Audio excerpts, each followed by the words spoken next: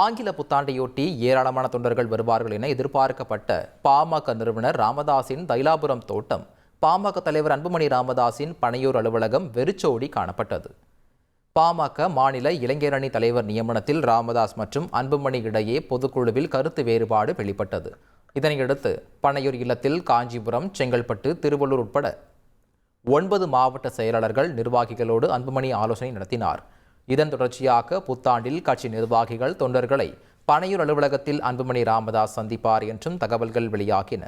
திண்டிவனம் தைலாபுரம் தோட்டத்தில் கட்சி நிறுவனர் ராமதாஸையும் கட்சி நிர்வாகிகள் தொண்டர்கள் சந்தித்து வாழ்த்து பெறுவார்கள் என கூறப்பட்டதால் புத்தாண்டு தினத்தில் தைலாபுரம் மற்றும் பனையூர் பரபரப்பாக இருக்கும் என்று எதிர்பார்க்கப்படுகிறது.